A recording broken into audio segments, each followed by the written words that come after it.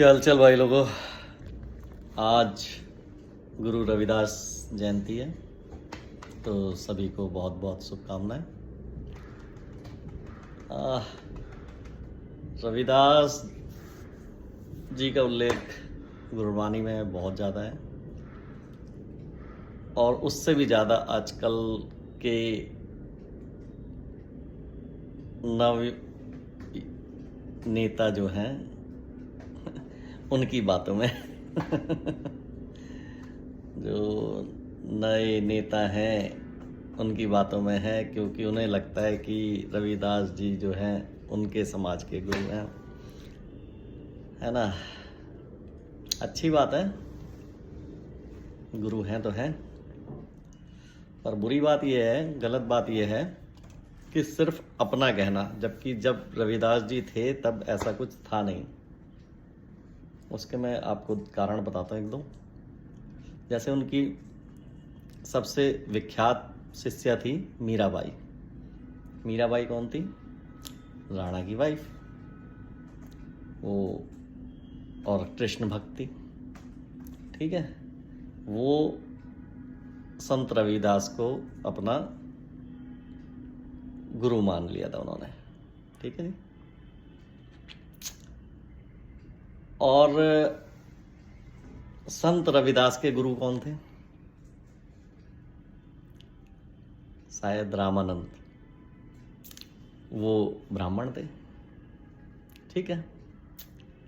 तो उस टाइम मेरे ख्याल से उस समय पे रविदास जी ने जब ज्ञान दिया या बातें बताई, तो उस समय पे शायद ऐसी व्यवस्था नहीं थी कि ये जो आजकल चल रही है कि नहीं जी ये दलित हैं और ऐसा है, पॉलिटिकल कैरियर नहीं था इसमें। तो इसलिए वो क्षत्रिय उसकी शिष्या थी और ब्राह्मण उसके गुरु थे, ठीक है। फिर बात आती है कि उन्होंने बहुत बुरा भला कहा है। किसको? हिंदू धर्म को। उन्होंने हिंदू धर्म के बारे में कभी बुरा भला नहीं कहा। उन्होंने जो विशुद्धियां थी उसके बारे में कहा। जैसे कि एक कोट है उनका, और वो बचपन से हम पढ़ते आ रहे हैं। आजकल तो खैर पढ़ाई है नहीं, हमने जो भी पढ़ा है मैंने तो अपनी टेक्स्ट बुक से ही वो मेरे ध्यान है आज तक, तो वही मैं बार बार बताता हूँ, उसी के जिक्र करता हूँ। तो बचपन में बहुत पहले ही उनका कोट था एक, कि मन चंगा तो कटौते में गंगा। कटौता मतलब जिसमें वो पानी रखते हैं ना, जो चमड़े का काम करते हैं, वो एक पानी रखते हैं। आजकल के बच्चों को नहीं पता कि जूते बनाए जाते थे हाथ से, और ऐसा होता था, या रिपेयर किए जाते थे, तो वो चमड़ा काटने के लिए, उसकी धार लगाने के लिए वो पानी रखते थे, उसे कटौता कहते हैं। चलिए, तो वो कहावत कैसे बनी थी, आज उसे किस परिप्रेक्ष्य में इस्तेमाल करते हैं ये लोग, नेता लोग, वो एक अलग बात है। कहावत इस तरह थी जी, उनका एक शिष्य, वो अपना काम करते रहते थे, मतलब जूते बनाने का उनका काम था, तो वो जूते बनाते रहते थे और भजन करते रहते थे। भजन तो भगवान के ही करते थे ना, भजन करते रहते थे। तो काफ़ी सारे उनके शिष्य भी थे, ज्ञान देते रहते। तो उनके शिष्य ने एक ने कहा था कि भाई, ये मैं आपको तब की बता रहा हूँ जब मैं छोटा था, तब कहानी है ये, मैंने सुनी थी, पढ़ी थी टेक्स्ट बुक में।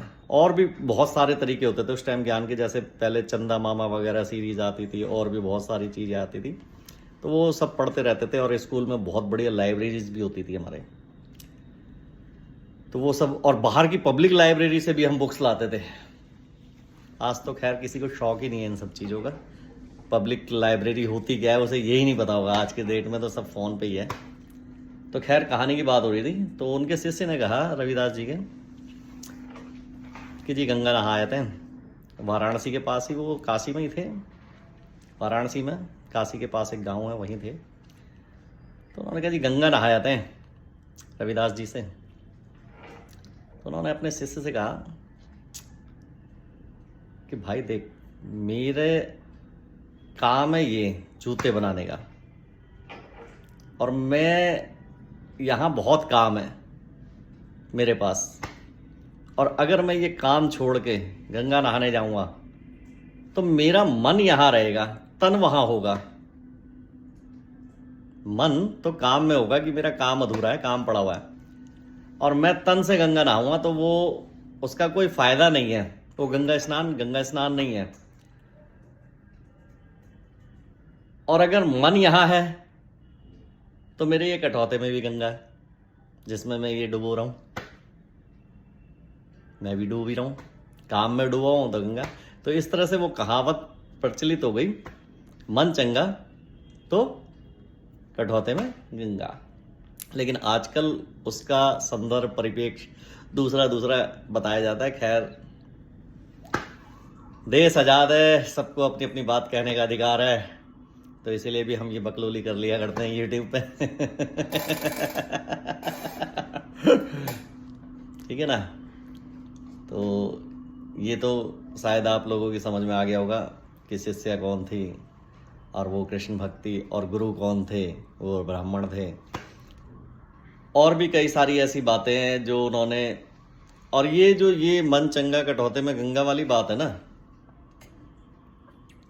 मतलब कर्म प्रधान है, कर्म पहले है, ये हमारे पुराणों में भी है। ये कोई नई बात नहीं कही थी उन्होंने, रविदास जी ने। मतलब जो ज्ञानी पुरुष होता है वो हर जगह से ज्ञान लेके ही फिर उसे अपने शब्दों में नए तरीके से कहता है, ठीक है ना। वो उन्हीं शब्दों को दोबारा प्रयोग ना करके आसान भाषा में जो और लोगों को समझ आ जाए। तो ये पुराणों में भी है। जैसे एक कहानी है, बहुत, वो भी तभी पढ़ी थी जब मैं छोटा था, कि वो मेरा सबसे बड़ा भक्त कौन है, विष्णु जी ने कहा। जब नारद कहता है जी मैं आपका सबसे बड़ा भक्त हूं, उसे घमंड होता है, तो विष्णु जी ने कहा नहीं, कहने लगा ये कर, एक तेल का वो से कटोरा दिया भर के, कटोरे में तेल भर के दिया, और बोले एक पृथ्वी का चक्कर लगा के आ। हाँ, वो कहानी पूरी तो इस प्रकार है कि जब विष्णु जी ने कहा कि भाई सबसे बड़ा भक्त वो नीचे किसान है मेरा, नारद ने कहा वो तो दिन में 3 टाइम नाम लेता है जी आपका, और वो भी खाना खाने के बाद पेट पे हाथ फहराते हुए पेट पे हाथ फहराते हुए 3 बार नाम लेता, 3 बार खाना खाने के बाद नारायण, पेट पे भी हाथ, जब भी खाना खाता तो नारायण नारायण के। और मैं पूरे दिन भर 24 घंटे आपका नाम लेता हूँ, तो मैं आपका भक्त हूँ। तो विष्णु जी ने कहा चल भाई परीक्षा लेते हैं तेरी। नारद जी की परीक्षा लेने के लिए उन्होंने कहा एक कटोरे में तेल दे दिया और बोले पृथ्वी का चक्कर लगा के आए। अब समझ रहे हो, ये पुराणों में उस टाइम की कहानी है। चक्कर लगा के मतलब पृथ्वी गोलती, उन्हें पता था बाहर स्पेस है पृथ्वी के और लोगों को तो पता ही नहीं था बाहर स्पेस है पृथ्वी के इसीलिए तो चक्कर लगाएंगे ना भाई। तो नारद जी पृथ्वी का चक्कर लगा के आए, और शर्त यह थी कि तेल से एक बूंद नहीं गिरनी चाहिए। आ गए और आगे बोले भाई मैंने चक्कर लगा लिया, अब बताओ। बोले चक्कर तो लगा लिया तूने, ये बता मेरा नाम कितने दिन में लिया, कितनी बार लिया, कितना लिया। कह रहा नाम लेने का तो टाइम ही नहीं था। बोले क्यों? बोले भाई नाम लेने का टाइम कहाँ, काम आपका था तो आपका ही नाम क्या लेता मैं, काम किसी और का था तब तो आपका नाम लेता, ये तो काम आपका ही है।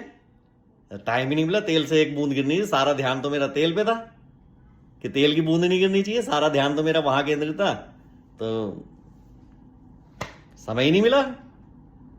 बोला तू एक तेल का कटोरे संभालने में तेरे को टाइम नहीं मिला, वो तो पूरा जीवन संभाल रहा है, खेती कर रहा है, सब चीज कर रहा है, फसल को देख रहा है, जानवरों से बचा रहा है, धूप पानी से बचा रहा है, उसके बाद भी 3 बार नाम ले लेता है रोज, तो बड़ा भक्त हुआ उन्हें। तो मेरा कहने का मतलब मैंने ये रिलेट करी कि ये कहानी हमारे पुराणों में भी है कि कर्म को तो प्रधान बताया ही है कि भाई पहले आपका कर्म है, जो भी आप काम कर रहे हैं, ठीक है ना, भक्ति वगैरह उसके बाद की बातें। तो वही उन्होंने अपने शब्दों में, रविदास जी ने वही बात बताई है, मन चंगा तो कटौती में गंगा, की भाई मेरा काम है, मैं वहां गंगा स्नान करने जाने की जरूरत नहीं है, मैं अपने काम में लीन हूं, मेरे पास काम पड़ा हुआ है।